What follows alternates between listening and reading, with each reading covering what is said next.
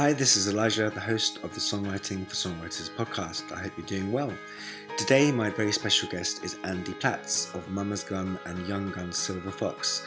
Andy is a very, very talented songwriter and musician, and he merges lots of different sounds from the past into a unique and joyous and brilliant new sound.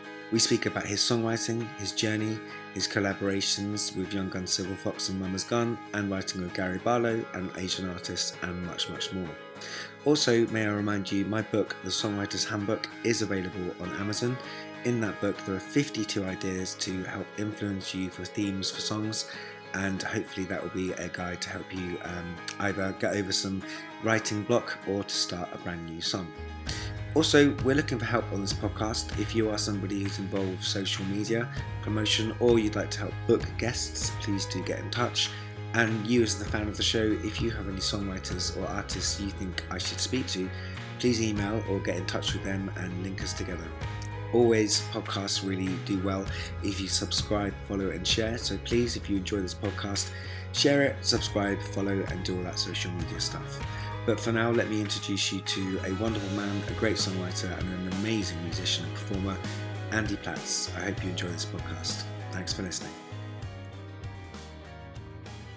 Joining me today on the podcast Songwriting for Songwriters is Andy Platts from Young Gun Silver Fox. How are you doing, Andy? Yeah, I'm very well. What do I call you? Do I call you Elijah? Yeah, please. Yeah, which is good. Yeah.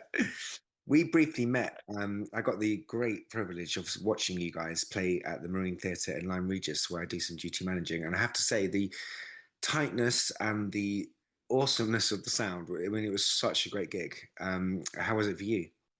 I've had the good fortune to play that venue before that time and had fond memories. It's such a great space. You feel like you're back in time. The local crowd are just music fans, and they're there with you. And we have to say, as a group, that was one of our favorite shows of the tour. I think definitely. And how's the tour been going for the new album, Pleasure? Has it been going well? Yeah, it's amazing. We've just a week ago got off the UK leg of the tour, which was very well received. You know, most places were, if not sold out, very close to selling out. Great. So yeah, the album seems to be opening doors and upping kind of ticket sales. Next we go to Europe. Actually, we did a bit of Europe 2 weeks ago, but now we've got a tour in the Netherlands, and then the US, and then back over here to Germany and France, and then back over to the US. So yeah, it's full on, but this is what happens in release year. You know, you're spreading yourself thin. Fabulous. I mean, it must be a really great thing to be a songwriter and to, just that thing of having audiences turn up, to have your music reaching more people, for things to be growing, that's a real wave to ride. Are you enjoying that wave of like the increasing kind of knowledge of the music and the love of the music through, a new album? Yeah, I mean, I do this in two groups as well. I'm the kind of main songwriter for two groups. The other band's called Mama's Gun, and Yeah. that's why I'm the young gun in this band. Uh, yeah, I mean, I've made six albums with the other band, and this is the fifth, so 11 albums under my belt as a writer in originals bands. You know, touring and putting out records. It's Yeah, I mean, I wouldn't want to be doing anything else. You know, you get 70, 80 years on this planet if you're lucky. Yeah. So don't waste them. Do something special, do something meaningful. And for me, creating original music and specifically songwriting, writing songs Yeah. is the be all and end all. And having those vehicles that feed into that influence that, and then you can influence the group as well. In turn, it's a beautiful cyclical thing, and as long as you can keep things moving forward, Yeah. there's no reason why that should ever go stale. You know, the only variable that you can't control, I guess, is people. Yes. And why would you want to? But you Yeah. know, you have control over what you do, certainly. So in both bands, you are the primary songwriter. I'm right in thinking that, aren't I? But how does it work with the collaborative effort with Young Gun Silver Fox firstly, and then with Mama's Gun? Okay, so in Young and Silver Fox, up until now, me and Sean have worked almost entirely virtually. Wow. by virtue of the fact that we both love being lords of our own domain, Yeah. uh, and also geographically. I live in Norfolk. I decided to move out to the country, and Sean was very much still in London. So it suited our needs to work virtually. But writing songs for Young Gun Silver Fox goes one of a few different ways. Yeah. Sean can sometimes send me what sounds like a completed record, down to the final mix almost. It's just missing the top line, missing backing vocals, Yeah. words and lyrics, that part of the songwriting. But all the music, all the twists and turns, all the production, all the stylistic choices are already there. And it's my job to partner that with the best words and music and story and whatever that I can. Yeah. The other way it will happen is that I will do something similar. I'll create almost a finished thing, and then Sean will replace the bits that need replacing to keep our sound in check and to keep the continuity. His first instrument is the drums, Okay. so try as I might to lay down the best drum track, invariably he'll replace it because he's just a badass. So Yeah. um, and then the other kind of way we'll do it is really kind of getting together from the ground up, or kicking around ideas over text. I mean, we've written a song via text message before, which was interesting. Brilliant. But yeah, one of those three processes usually is how it goes. It's quite interesting to hear that because I myself have done similar things, and the from the ground up, writing in the room, staring in each other's eyes is one thing. Co-writing in that way you're talking about, where there's like a track which is pretty much finished, and then also you writing and sending it over. It's quite refreshing to have those three different songwriting techniques in the band, isn't it? Because it doesn't get stale. You kind of have to sort of work in different ways. It's a good way of having almost different voices, even though you're the predominant singer. You have a different kind of there's different processes there which allow freshness, I think. Absolutely, yeah, yeah. You've got to work. It's interesting to work with whatever limitations you have in any given context. Obviously, when you're working on your own, you have your own limitations, and quite often they're either in your head or perhaps musically, or in terms of technical proficiency. Yeah. Uh, if Sean sends me something and I'm liking 80% of it, and I would have gone somewhere else at X, Y, and Z turn. I would have put that chord there. I wouldn't have done that. It forces me to go, okay, how do I complement this Yeah. and still make it top shelf? Yeah. That's something that I'd be happy to put my name to. So it forces you to think outside the box, and vice versa when I send him stuff. I think that's quite a good thing Definitely. for songwriter, isn't it? Because when you've spent 10, 15 years or your lifetime writing songs, you do create your own voice and have your own moves and all the rest of it. But when you're kind of forced to, consider a move which you may not have made, you have to still instinctively react to that. And actually, that's good for a songwriter to slightly be put in a position where they're not always making the calls. It actually brings something else out, I think. Yeah, I think it can perhaps make even what you're working on even more authentic, Yeah. something truer, and that's kind of what everyone's pursuing, I think, when you're creating art or you're writing songs. I can't remember who said it now, but someone said writing songs is three chords and the truth. Yeah, I think that may have been. In our case, it's about 100 chords, but One question I was going to ask you, actually, because the thing that really came across to me when I saw you play is that, I mean, the influences, that kind of West Coast 70s thing, Doobie Brothers, the soul thing, and I mean, you do it so well. It's like so slick. It's such a great reimagination and representation of that sound and time in music, and it's so tight and just effortless. Mm. But within the kind of genres like soul, R&B, blues, there is already, like, to some extent, not quite the same as soul and disco elements, but a kind of like already a kind of format which already works. A kind of sound and form which is already existing because it's been so popular. So when you're kind of like writing Mm. within that kind of field, do you find it easy to have that kind of framework already set? And how do you feel with, about originality within a kind of well-trodden, very well-established historical kind of musical sound? How do you find the kind of that kind of form? Do you write into it? Do you react to it? Do you kind of find it very important to you to be original within that sort of field? Hmm. That's a brilliant question, actually. So within the two groups that I work in, the other one, Mama's Gun, is very much, wears old school classic R&B and soul on its sleeve. Yeah, Um, and we celebrate all those kind of musical tropes, the chanks, the guitar chanks, and the kind of gnarly sounding drums and the big low end bass lines bouncing around Jameson style, yeah, all of that stuff. What you're forced to do when you have the same tools and toys as everyone else, and there's a lot of people making that kind of music. yeah, It's emerged even more in popularity with bands like or labels like Daptone and Coal Mine Records and that kind of stuff. yeah, Loads of people making great sounding records.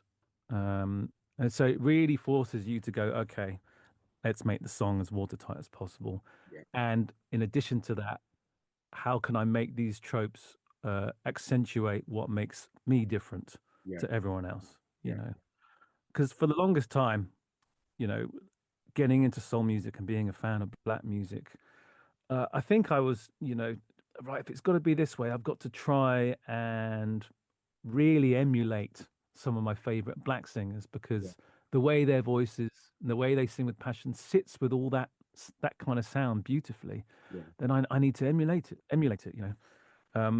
not go against it. And it's taken me the longest time really to say no. As cheesy as it sounds, you've got to find out what it is that you are in this setting. right, Um, and that's a constant. It is a struggle, but it is a joy as well because when yeah, you unlock that door in that world, it's a beautiful thing.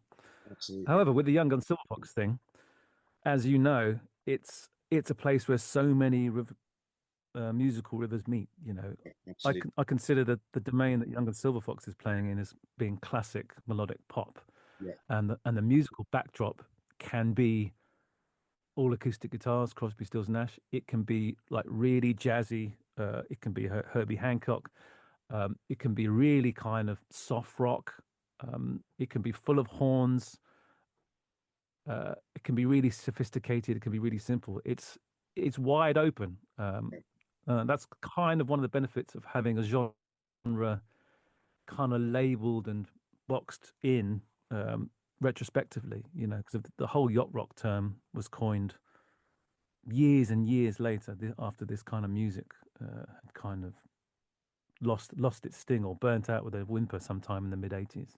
yeah, Uh, but it's where all these things, uh, you know, I think what I've been trying to do my whole musical life is to fuse the passion and the pain and of black music, yeah, blues, jazz, soul, gospel, with the concise writing of 60s, 70s pop rock from the kind of uh, white setting, and fusing the two, you get something concise, and that's evident when you hear black and soul and R&B singers cover, uh, white band songs. I'm probably putting this terribly, no, you're doing it a but beautiful job. that's why there's so many great Beatles covers. When you have a great text, great repertoire, and then you fuse that with the passion and the fire of a great singer in the soul R&B gospel vein, special things happen.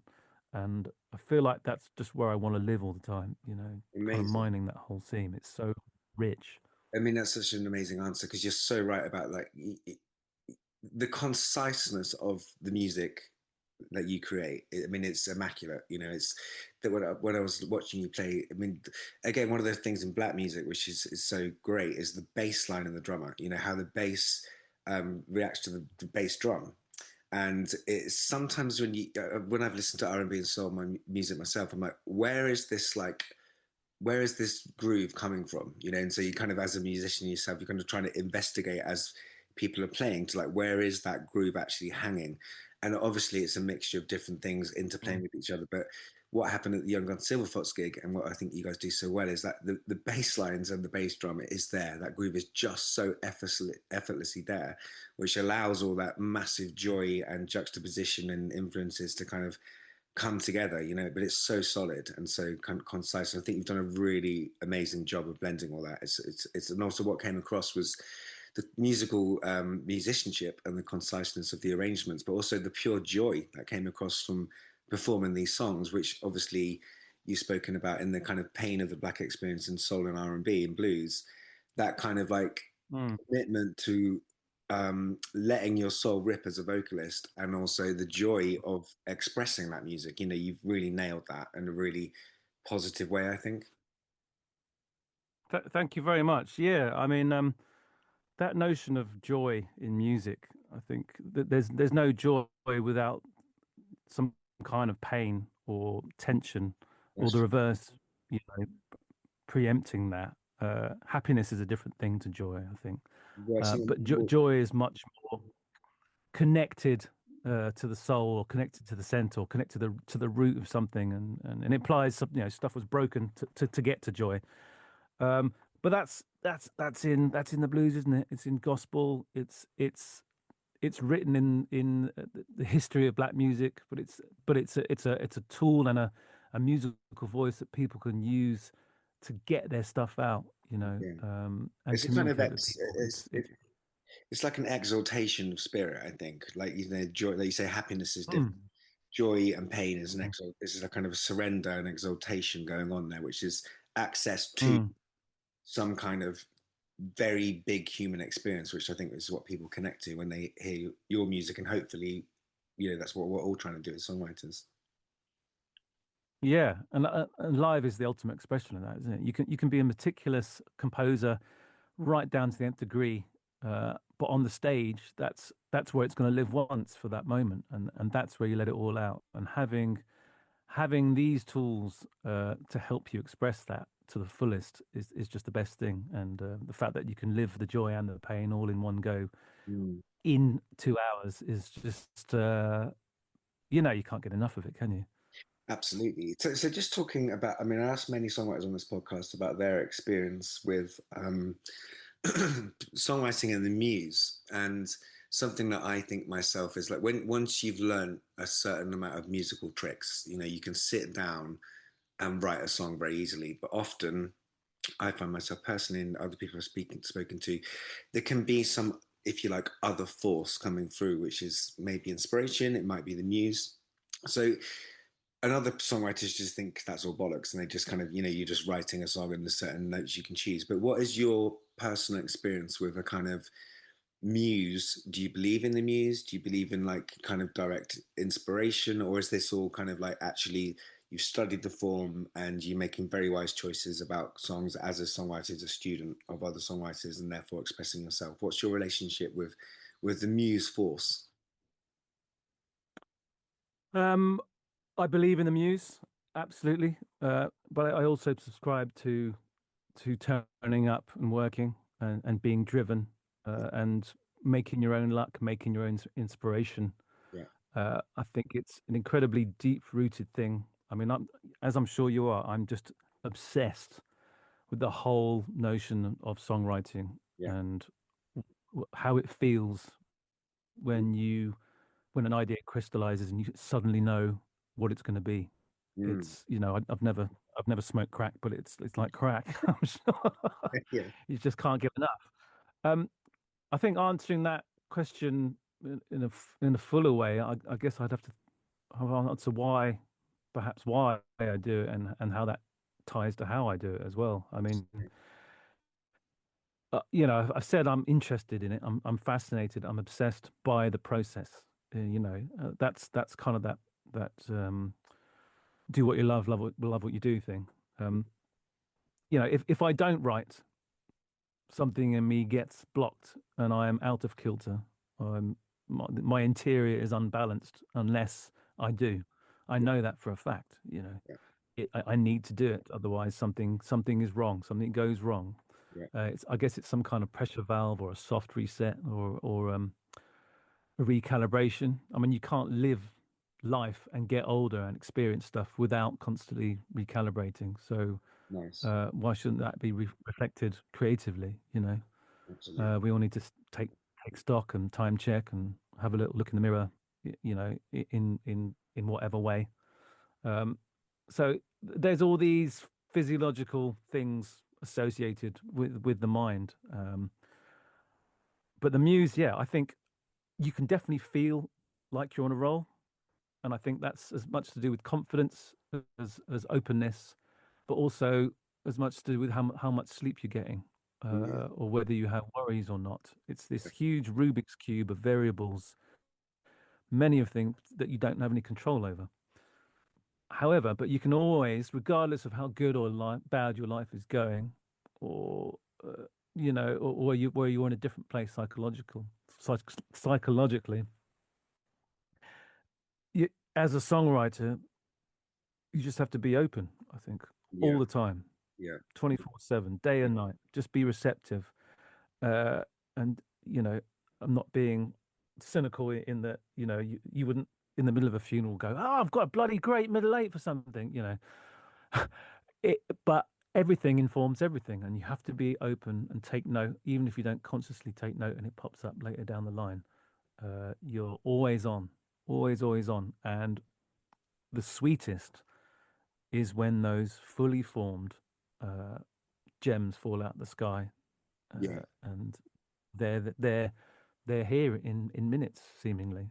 Yeah. That's a very strange experience, that, isn't it? Because it's, from my Mm, experience, it's like, you can write songs, and then sometimes one falls out the sky, and from a technical point of view, when you look back on it, you're like, well, I know I could write that, but they do seem sometimes mm, to come fully formed as almost little entities themselves, which is mm, quite a delicious moment to kind of be in relationship with that thing being birthed through you. It's a mm.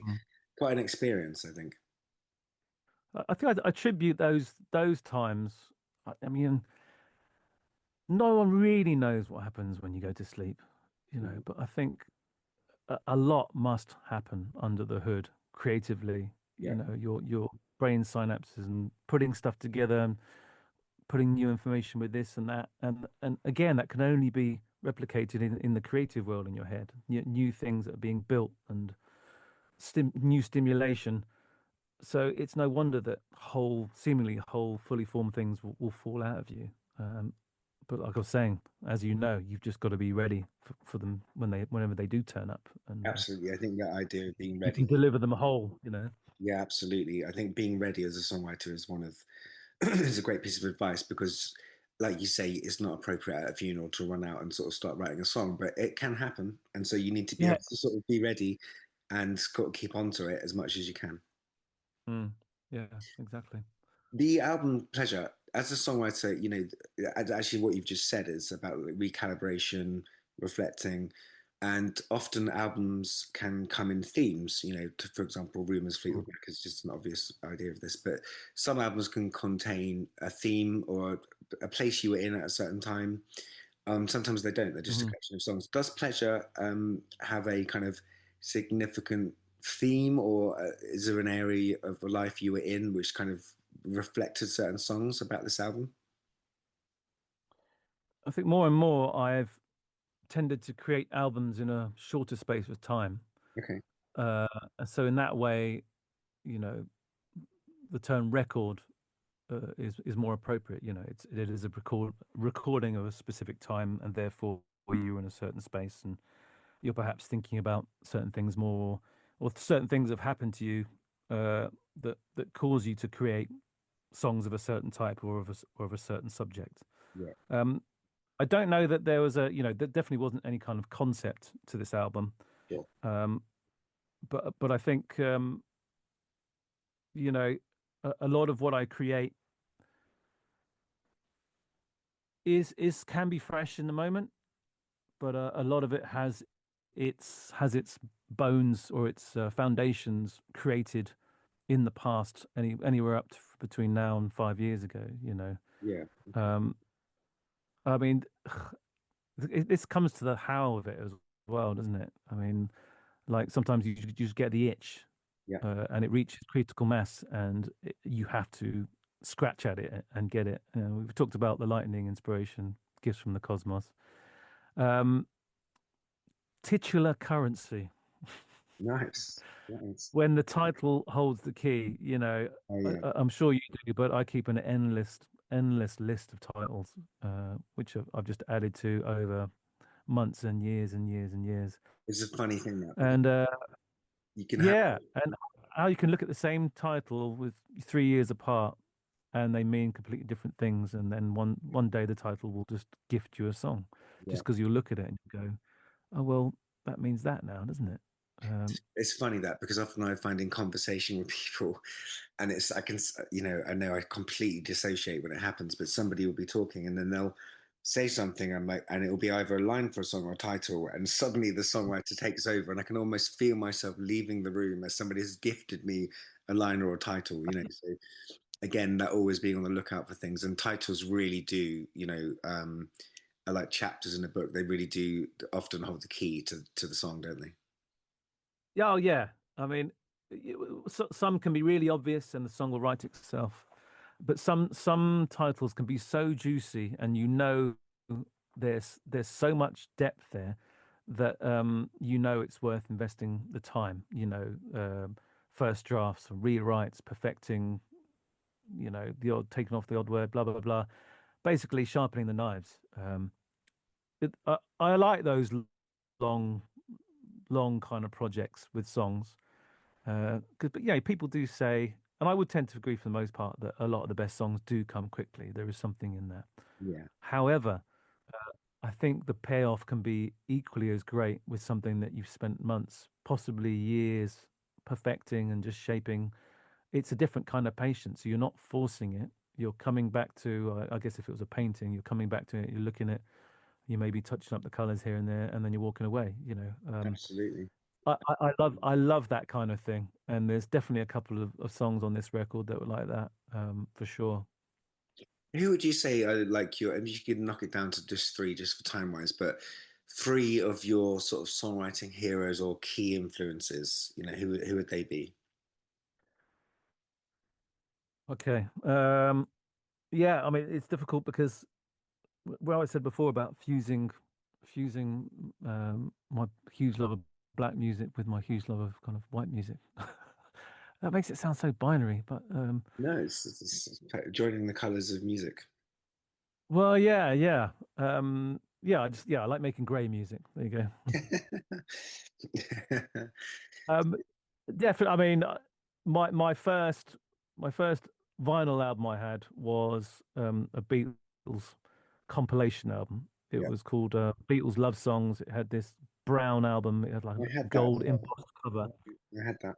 Yeah, Yeah, it was a Capitol Records. that's right. Yeah, It came out in '76, and my God, the track listing on that, you insane. know, top of my head, Yesterday I'll Follow the Sun, I Need You, Girl, Here, There, and Everywhere, something, and I Love Her If I Fell. I mean, God, it's just there's something about. I mean, how old are you, mate? I am Are 40, we early 40s. I can't quite early remember. 40s? Yeah, Okay, well, I'm 46, so we're not far away. But I grew up with a lot of greatest hits. yeah, yeah, yeah, My dad was a prolific collector of. Oh, well, you don't need to get all of them. Look, all the best stuff's here. yeah, Um, but there's something about distilling uh, the catalogue of epic bands yeah. down to 20 tracks. And for me, that was just like a punch in the face, hearing all those Beatles songs in Yeah, one go. I think there must be about 25 to 30 of their like top shelf shit. So yeah, I mean Lennon McCartney, obviously. yeah. If I had to choose one, I'd probably go McCartney. Okay. Um, um, Joni Mitchell Oh, is nice. huge. Yeah, yeah, Um, I think she's just a complete musician. absolutely. And a very She's underrated kind. guitar player. Oh, incredible! Yeah, and all her tunings were her own. Yeah, Um, her sense of musical freedom. yeah, She's well known for spending a lot of time in the jazz field, and I'm not surprised. It's such a natural thing for her to do, it seems to me, through her music. But she's almost on her own out there. She almost can't touch Joni Mitchell. She's just Okay. uh, yeah, like the complete musician and songwriter. Yeah, incredible. Um, I want to say Prince. I want to say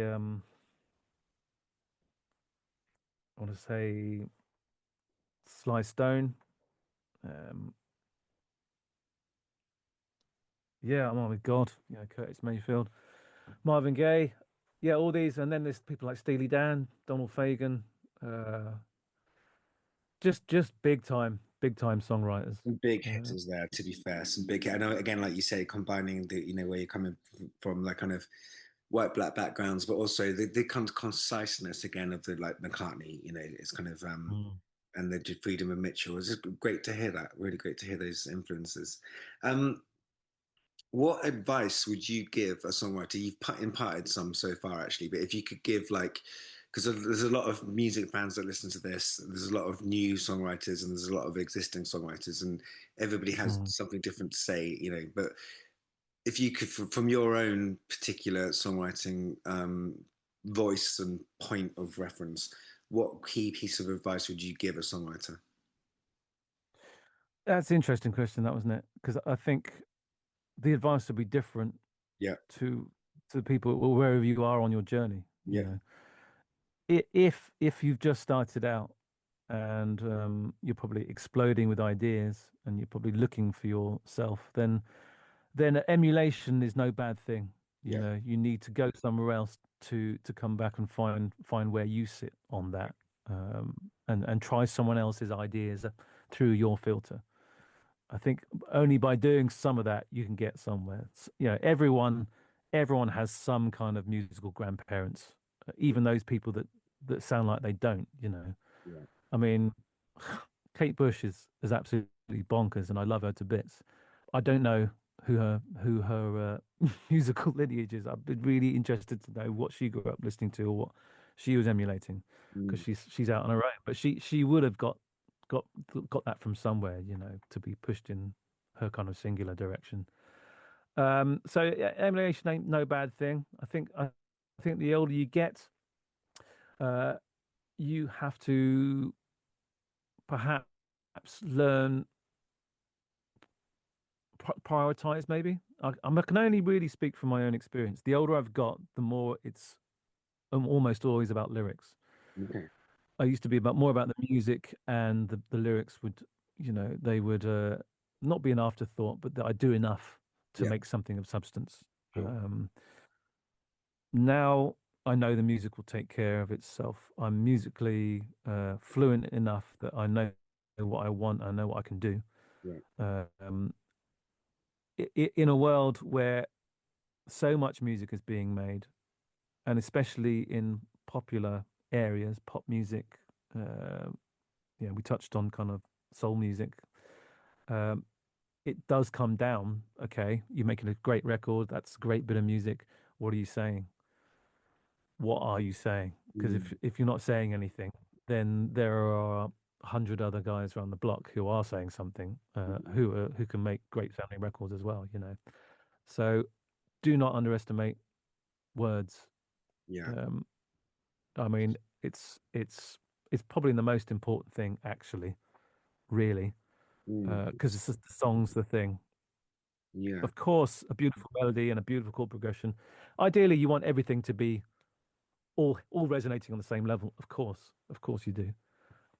But if you're really going to put most of your effort into something, or you're going to wait all of your songwriting effort when you create a song, just make sure the lyric is as good as you can make it.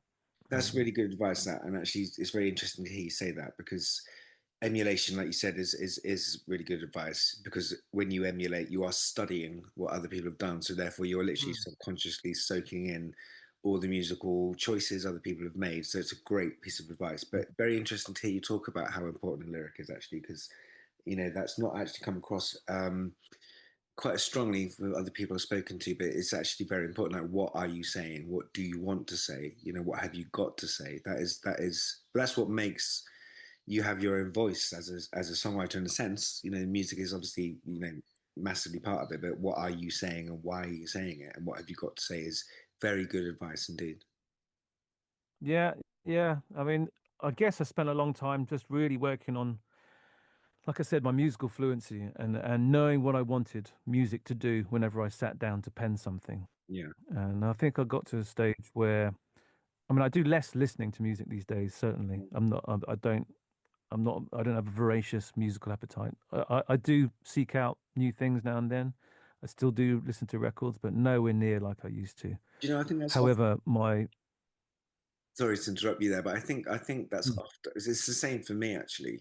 And mm, I think part of my conclusion as to why that is like I'm absolutely open to new music, and if other people are playing music I haven't heard in the house or around, I'm like very grateful because it's like I'm being exposed to stuff I haven't heard. But actually, I think partly why that is mm, because you get to a point as a songwriter where it's almost better to not be influenced so that you can kind of really get out of really tune into who you are more. And so a lot of mm. songwriting in a way or influences are just being soaked up, and by not exposing yourself to too much music because it will influence you, you're actually in the process of doing that, you're in a certain sense sharpening who you are, I think, a little bit more. Would you does that resonate to you?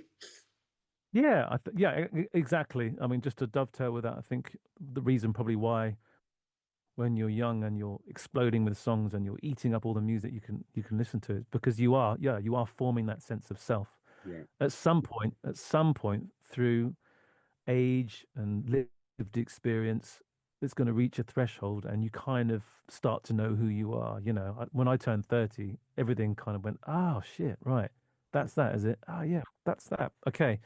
Um, there'll be those moments where you feel more grounded in yourself. And I guess it's more about leaning into that and coupling that with your tools and your the ways you create material to push things forward.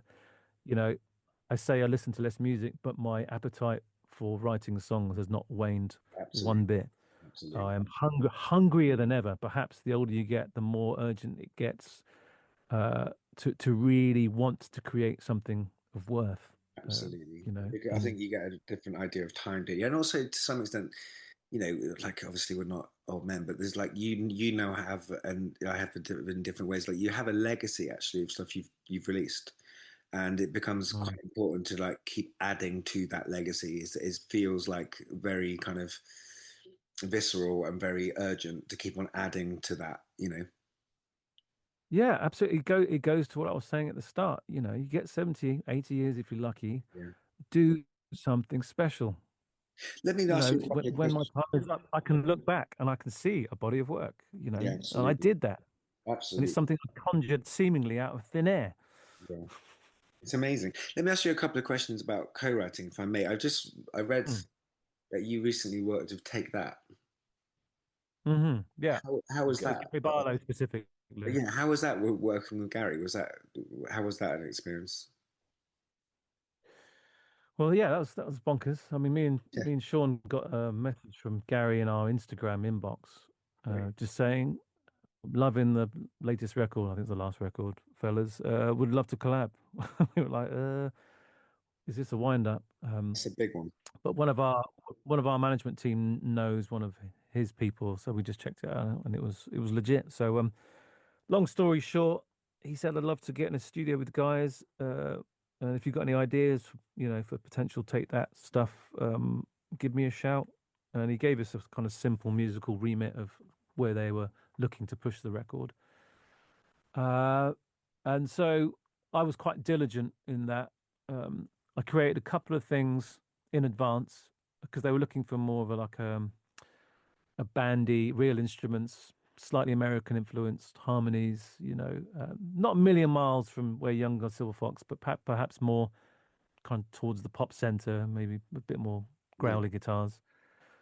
And yeah, I diligently sat down and created something a couple of weeks prior before we met. And then on the day, because I was kind of building it up in my head, right, okay, I want to make this count. On the day, I wrote something and tracked it down and fleshed it out quite significantly in like 4 or 5 hours before going to the session. Uh, and he turned up. He said, "I've only got 2 3 hours." So it was it was fortuitous that I'd done that thing on Mm, the day that we were going to meet up because my mind was clearly whirring. So yeah, I'd created basically a chorus and all the rest of the music for the rest of the song. And he's just steamed in, and there's a reason why he's got to where he is today. right. Uh, he simply just carved out the verse very, very quickly, lyrically, melodically. He was asking for kind of feedback now and then, but he was getting the shit done. Yeah, Uh, and the same for the middle eight. And then we both kind of made little edits here and there. But I mean, that's how that collaboration went down. He was just you know, I think he just wants good ideas. yep. He's not looking to prove anything to anyone. It doesn't need to. So if something fully formed, like basically I'd written the whole chorus and it was untouched and save for like one or two words in it. Yeah, if it's good and it's strong enough and that's kind of what he's looking for, then he'll take it, kind of thing. Fantastic. What an experience. Amazing. Also, it's something that came out of that actually. I mean, I've had it a few times for different things, but like what is really important in the story you just told there to me is, be prepared. So like it's that thing of like Mm. have something in the back pocket, have something ready because that's very good to have a few moves already, a few cards to play in those kind of situations where you can, turn up with something, turn up with do the work. There's nothing worse, and it happened maybe once or twice very early on in my life, than turning up with nothing Yeah. and the other person has nothing, and you're sitting there looking at each other going, "Oh, what should we write today?" Uh, don't do that.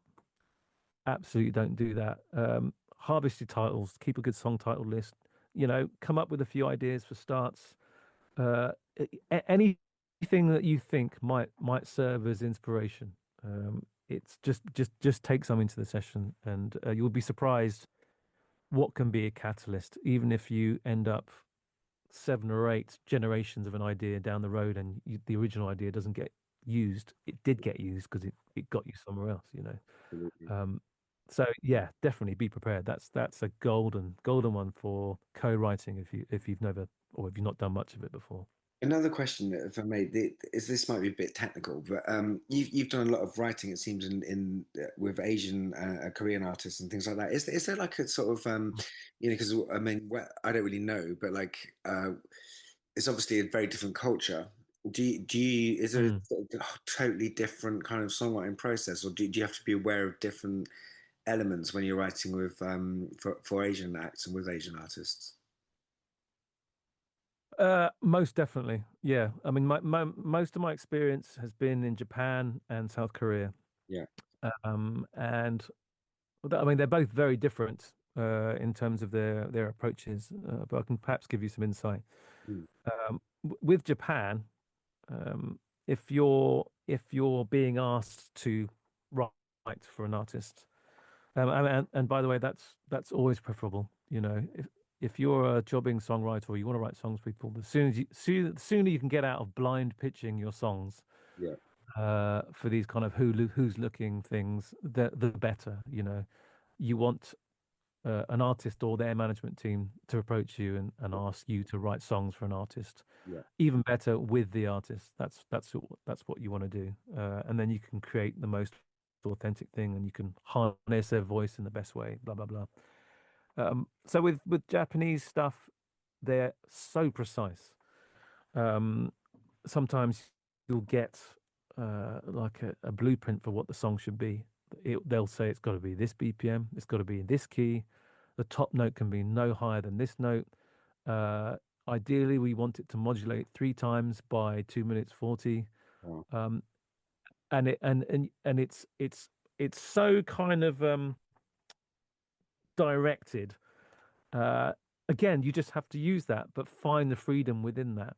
Yeah. And Yeah. it's you give that to 100 different songwriters, they'll give you 100 different things, interestingly.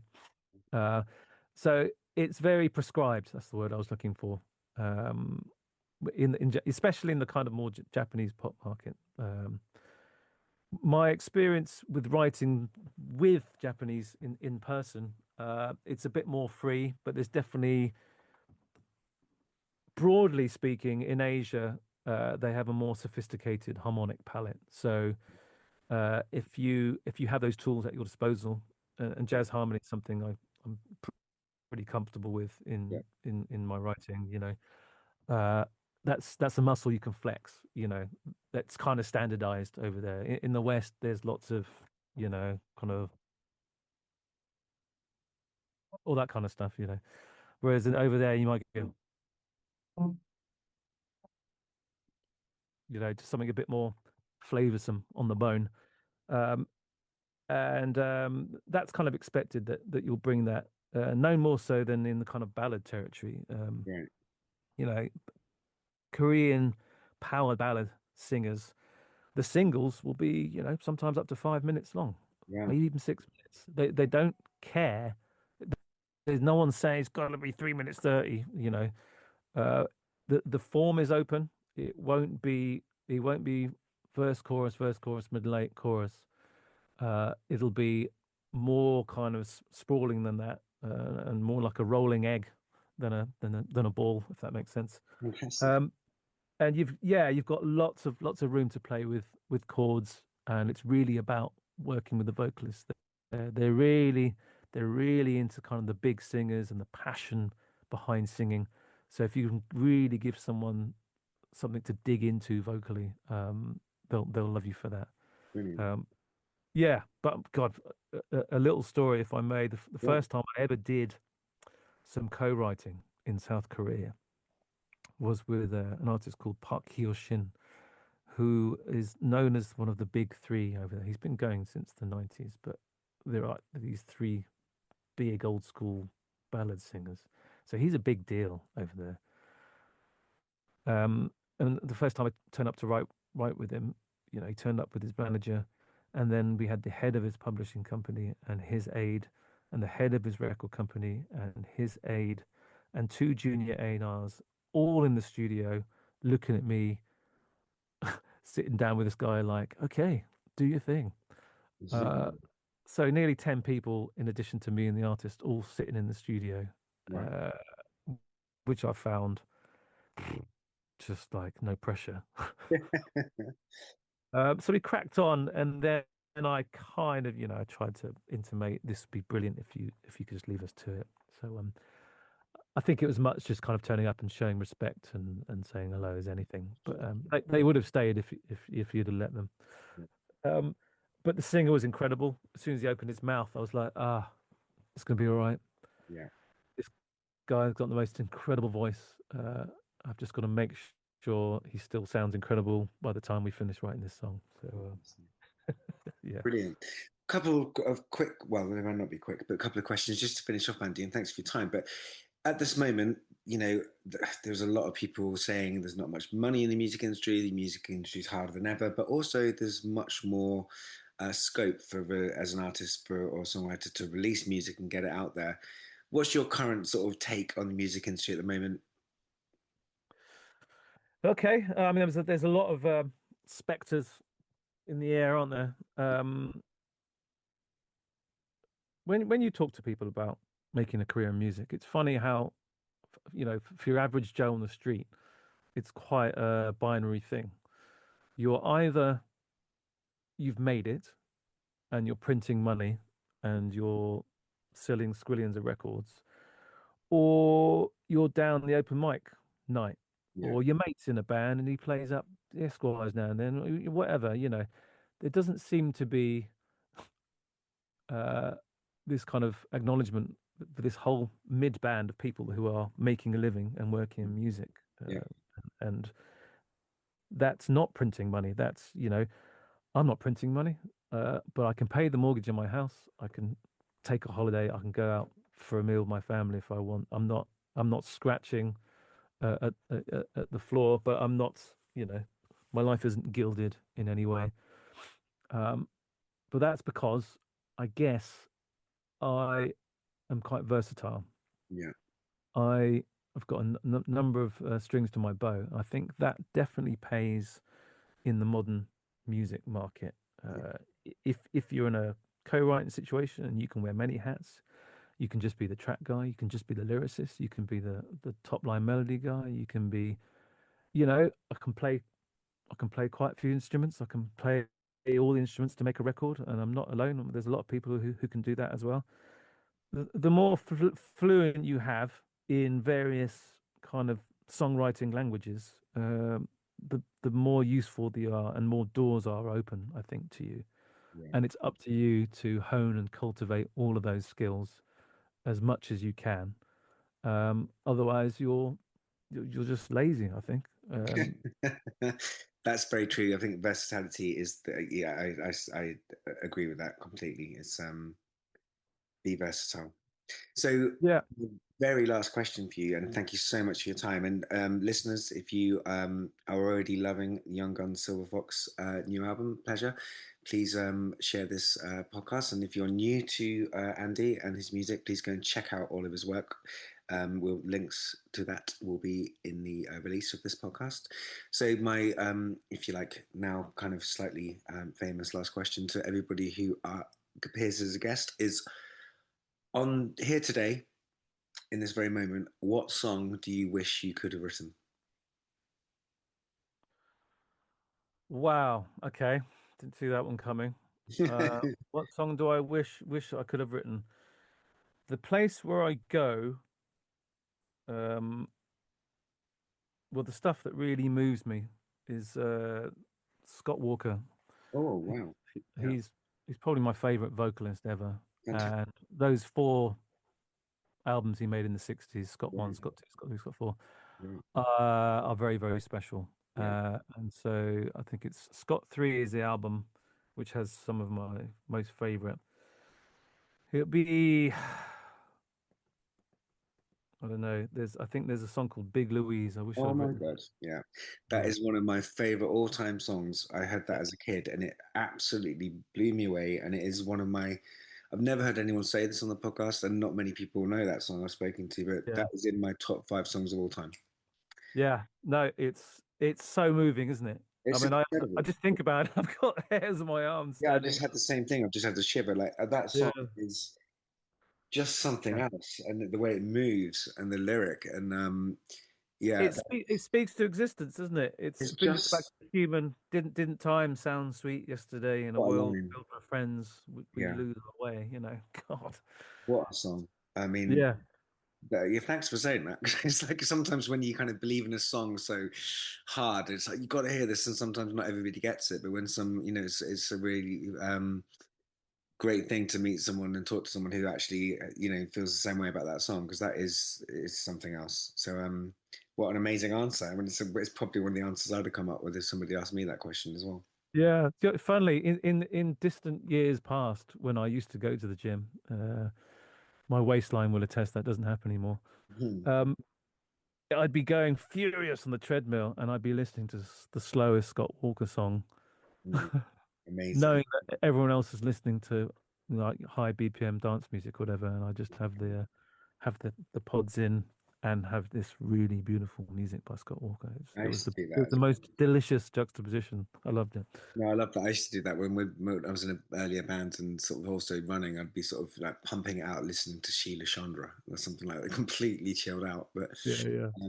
brilliant, Andy. Thank you so much for your time and good luck with the remainder of the tour and everything you're doing. I really appreciate you kind of opening up about your songwriting here on the podcast. And thank you for being such a great songwriter and a great guest. Thank you very much. I've really, really enjoyed it.